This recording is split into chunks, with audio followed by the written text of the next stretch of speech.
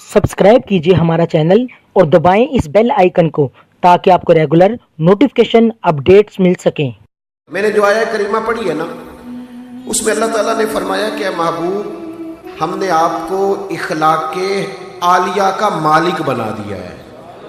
वइन्नका लअला खुलुक़िन अज़ीम, महबूब आप खुल्क़ के अजीम पर फायज है, मालिक हैं आप। इखलाक किस चीज़ का नाम है? मीठा बोलने का नाम। मीठा तो लोग अपनी ज़रूरत के लिए भी बोलते हैं।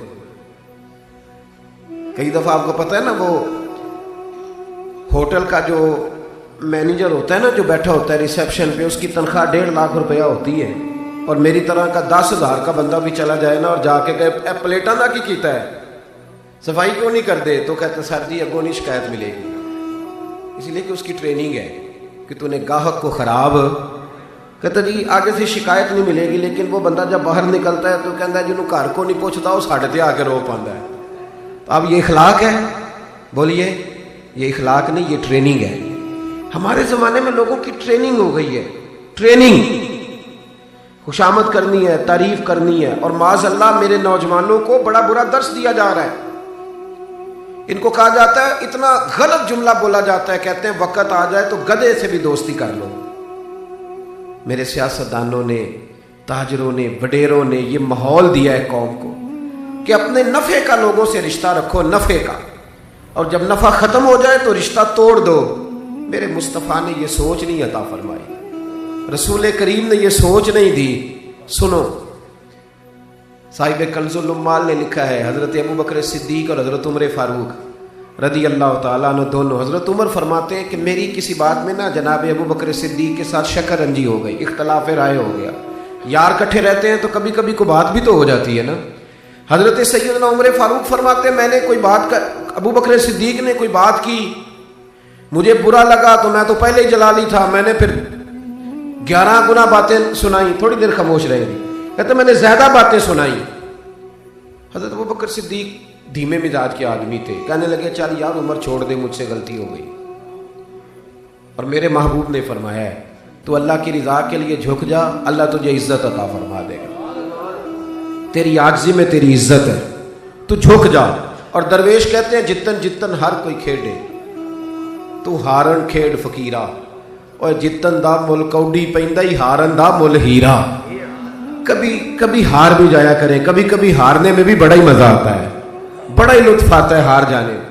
हज़रत अबू बकर सिद्दीक़ रज़ी अल्लाह ताला अन्हु कहने लगे चल यार गलती हो गई, भूल गया था, माफ़ कर दे। तो उमर कहने लगे अच्छा पहले गलतियां करना फिर माफ़ियाँ मांगना, जाओ दौड़ जाओ, नहीं माफ़ करता।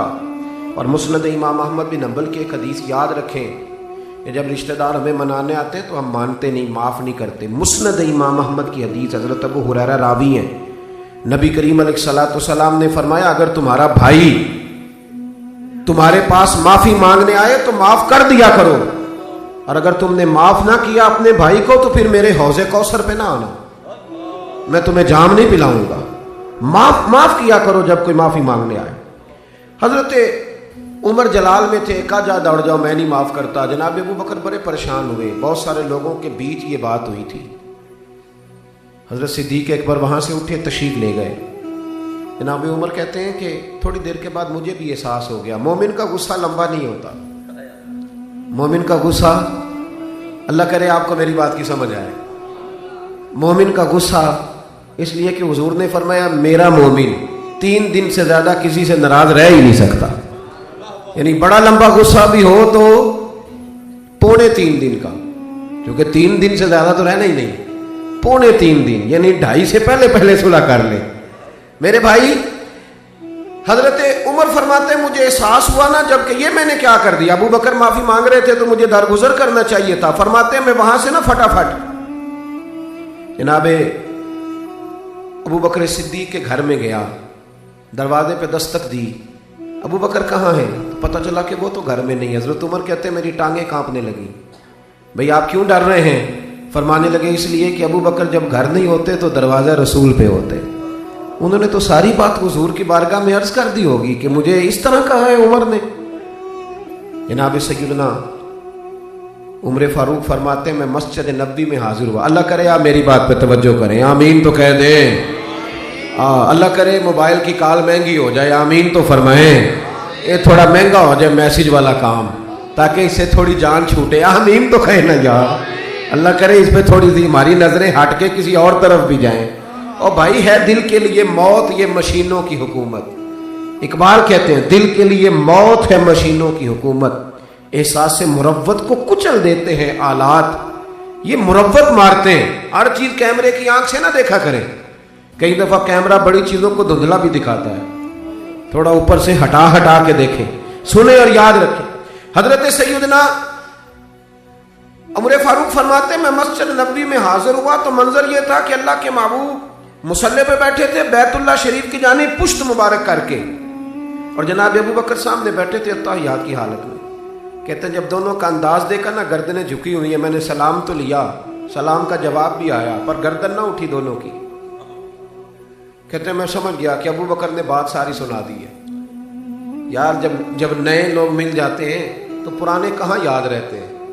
میاں صاحب نے کہا تھا نویں نہ یار بنائیے. وانگ اے تساں آکھیا, میں نہیں جی آکھیا. وانگ کمینے لوگ بھائی, اتنا درویش ہو کے اتنا سخت لفظ کا. میاں صاحب بڑے ٹھنڈے آدمی تھے, پر کمینہ کا اسے جو پچھلے چھوڑ کے نئے بنا لیتا ہے. پاویں سونے ملن ہزاراں, آسانی یار بٹاؤنا.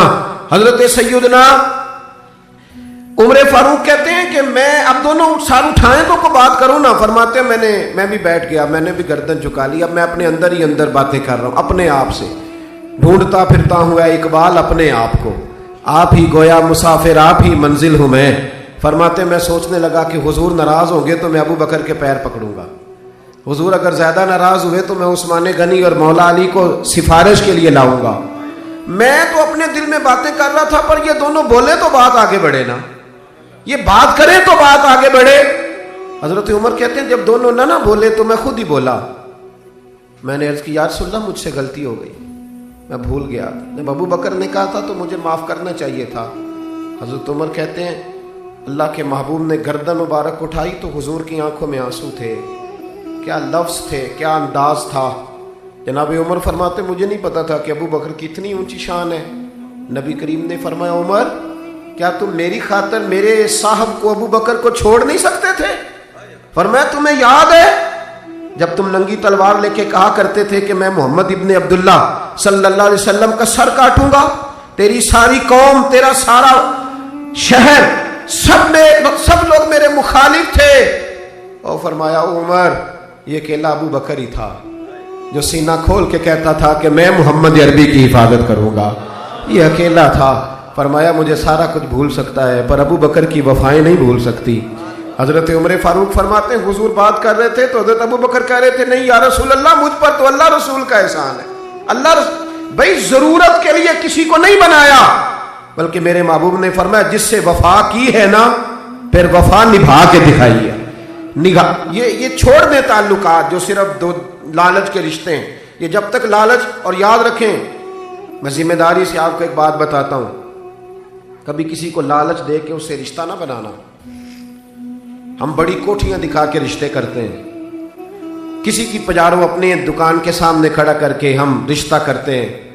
جب آپ لالچ دے کے رشتے چلاتے ہو نا, دوستی ہو یاری ہو رشتہ داری ہو, تو یہ لالچ انسان کا کبھی پر نہیں ہوتا.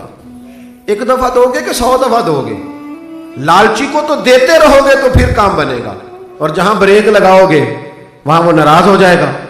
کبھی لالچ کے رشتے نہ بناؤ کبھی.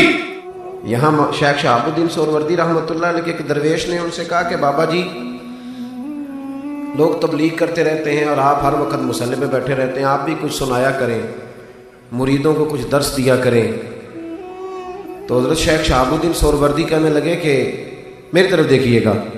شیخ فرمانے لگے کہ میں عبادت کر کے اپنے رب سے لیتا ہوں, اور اگر میں اس سے لوں گا نہیں تو مریدوں کا دوں گا کیا, کچھ لوں گا تو آگے بانٹوں گا نا.